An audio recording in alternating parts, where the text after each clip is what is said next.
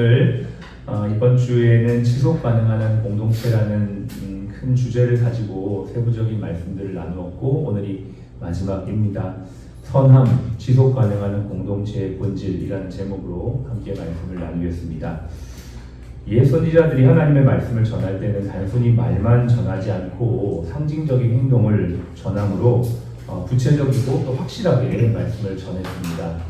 오늘 우리가 읽은 예레미야 13장 1절로 11절의 말씀이 바로 그러한 모습으로 나타나고 있죠.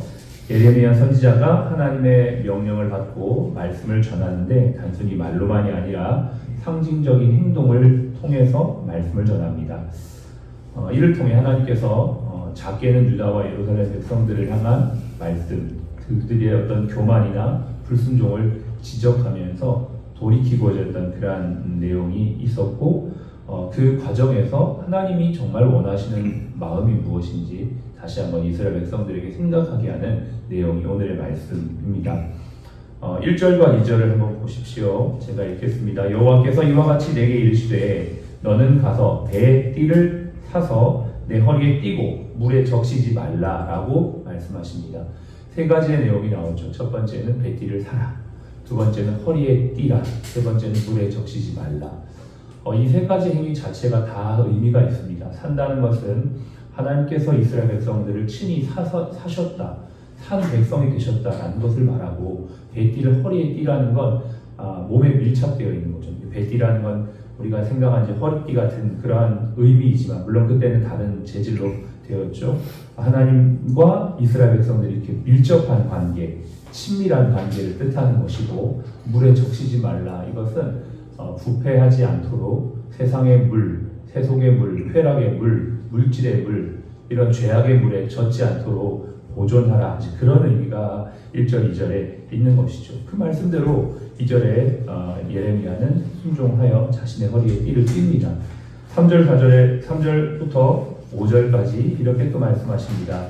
여호와의 말씀이 자신에게 임하여 이르시되 너는 사서 내 허리에 띈 띠를 가지고 일어나 유브라데로 가서 거기서 그것을 바위 틈에 감추라 하시기로 내가 여호와께서 내게 명령하신 대로 가서 그것을 유브라데 물가에 감추니 라고 되어 있죠.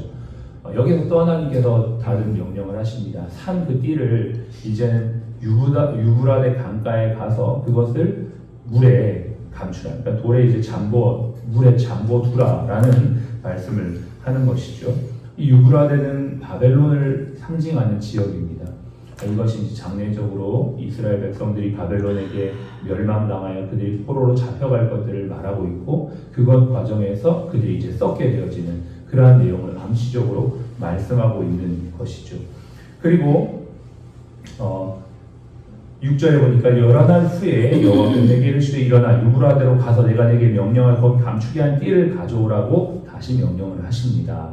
시간이 꽤 지났죠. 돌 밑에, 물 밑에 두었던 그 띠가 어떻게 되었을까요? 7절에 보니까 내가 유브라데에 가서 그 감추었던 곳을 파고 띠를 가져오니 띠가 썩어서 쓸 수 없게 되었더라. 이것이 바로 이제 상징적인 내용이라는 것입니다. 하나님께서 세 가지를 말씀하셨습니다. 띠를 사라, 띠를 허리에 붙이라, 그리고 그것을 젖지 않도록 보존하라.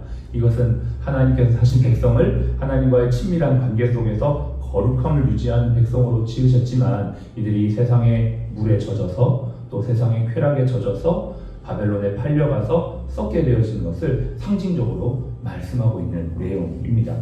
8절부터는 하나님이 직접 11절까지는 말씀하시는 내용이에요. 여호와의 말씀이 내게 임하니라 이르시되 여호와께서 이와 같이 말씀하시니라 내가 유다의 교만과 예루살렘의 큰 교만을 이같이 썩게 하리라. 이 악한 백성이 내 말 듣기를 거절하고 그 마음에 완악한 대로 행하여 다른 신들을 따라 그를 섬기며 그에게 절하니 그들이 이 띠가 쓸 수 없음 같이 되리라. 하나님께서 물에 젖지 않도록, 즉 세상에 젖지 않도록 구별하여 거룩한 백성 삼으신 이스라엘이 세상의 물, 쾌락의 물, 죄의 물에 젖어 썩게 되어진 것들을 지적하면서 하나님의 안타까운 마음을 이러한 상징적 언어로 말해주고 있는 것입니다. 하나님의 본의가 무엇이냐고 11절은 이렇게 말하고 있죠. 같이 11절을 읽겠습니다. 여호와의 말씀이니라 네가 사람의 허리에 속한 것이 내가 이스라엘 온 집과 유다 온 집으로 내게 속하게 하여 그들로 내 백성이 되게 하여 내 이름과 명예와 영광이 되게 하려 하였으나 그들이 듣지 아니하였느니라. 그렇습니다. 하나님의 본의가 무엇입니까? 그들로 내 이름과 내 백성과 내 명예와 내 영광이 되게 하겠다고 하신 것이 하나님의 뜻이라는 것입니다. 이것은 그 당시에 하나님이 남유다, 작게는 남유다, 크게는 이스라엘 전체를 향한 말씀이지만 이것이 곧 우리 병원에게도 해당되어지는 말씀입니다. 하나님의 이름으로 시작하고 세워진 우리 병원은 단순히 의료기관이 아니라 하나님께 속한 병원, 하나님의 영예와 영광을 드러내는 병원으로 세워져야만 합니다. 지속 가능한 병원의 본질이 무엇일까요? 베티처럼 하나님과 연합하고 하나님께 붙어 있는 것입니다. 그렇지 않으면 시간이 지남에 따라 아무리 시스템이 좋아지고 환경이 좋아진다고 한들 그것이 하나님이 우리에게 주신 정체성과 생명력을 잃고 세속화되어질 수밖에 없다는 것입니다. 수많은 기업들이 하나님의 이름으로 시작하였지만 그 시간이 지남에 따라 점점 세속의 물에 젖어 들어가는 것들을 보게 됩니다. 물에 젖지 말라고 하신 것이 어떤 의미입니까? 세속의 물, 또 쾌락의 물, 물질의 물, 이런 어떤 매너리즘의 물, 익숙함의 물, 어쩌면 저와 여러분들이 믿음 생활을 하면서도 처음 믿음을 가졌던, 처음 주님을 만났던 그 첫사랑의 감격을 잃어버리고 10년, 20년, 30년이 지나면서 세속의 물에 젖어 들어가고 우리가 마치 젖은 장작처럼 아무리 성령의 불이 지펴져도 타지 않는 그러한 세상에 젖어 있는 자들이 되지 않도록 하나님께서 그 물에 젖지 말라라고 말씀하시는 내용이 오늘 이 말씀 속에 있는 것 아니겠습니까? 그래서 하나님께서 우리에게 그러한 뜻을 따라 하나님과 딱 연합하여 가라고 하는 이 말씀들을 오늘 이 예레미야의 말씀을 통해 말씀하고 계신 줄로 믿습니다. 우리가 유다처럼 교만하지 않으려면 하나님의 원래의 의도와 목적에 충실해야만 합니다. 띠가 사람의 허리에 속함같이 그들로 내 백성이 되게 하며 내 이름, 내 명예, 영광이 되게 하겠다고 하시니 하나님의 목적대로 우리 병원이 하나님의 영광과 영예를 드러낼 수 있는 그런 선한 병원이 되어야만 합니다.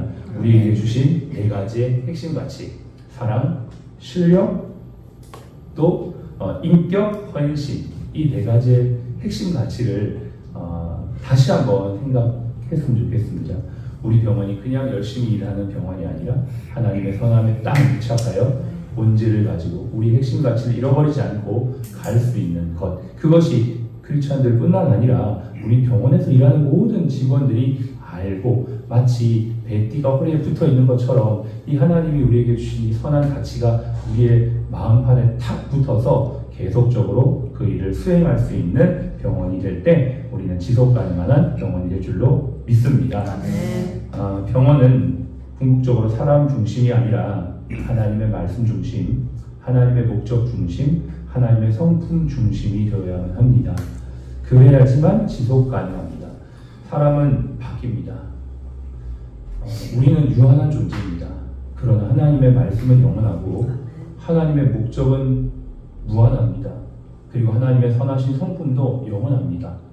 우리는 사람에 잇대어서 세울 수가 없어요. 이 세상에 어떠한 것도 사람이 바뀌고 시간이 바뀌어도 변하지 않는 것은 하나님의 말씀에 근거할 때만 가능하다는 것을 우리가 알고 하나님께 딱 붙어있는 병원이 되어야 될 줄로 믿습니다. 아멘. 좋은 병원은 단순히 물질적인 기준이나 규모로 판단되어지는 게 아닙니다. 세상의 기준은 그렇지만 하나님이 보시기에는 그러한 것이 기준이 아니라 하나님의 선하신 목적, 그 목적에 맞추어 갈 때에 이것이 가능합니다.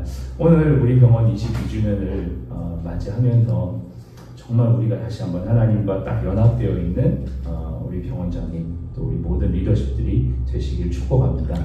하나님께 붙어 있을 때 하나님의 뜻이 이루어지고 이것을 통해 하나님의 선하신 목적이 반드시 이루어지게 될 줄로 믿습니다. 우리가 젖어 있읍시다. 세상의 물, 세상의 물질, 세상의 쾌락, 세상의 어떠한 것들에 젖어 있는 게 아니고 성령의 은혜에 젖어 있기를 바랍니다. 아멘. 말씀, 기도, 사랑, 감사, 기쁨에 젖어 있기를 원합니다. 져져 있는 건 같아요. 그러나 세상의 물이 아니라 성령의 기름에 젖어 있는 것이죠. 성령의 기름에 젖어 있으면 성령의 불이 임할 때 우리가 하나님의 뜻대로 활활 타올라 갈 수가 있습니다. 정말 우리 모든 우리 직원들의 마음속에 특별히 우리 먼저는 크리스찬들, 우리 직원 선교의 심령들 속에 이 성령의 은혜가 불붙어 있기를 간절히 바랍니다. 성령에 젖어 있어서 하나님의 은혜가 임할 때에 우리가 정말 하나님의 뜻대로 세워져 하나님의 뜻을 이루어가는 복된 하나님의 병원, 선교 병원이 될 수 있기를 주님의 이름으로 축복합니다.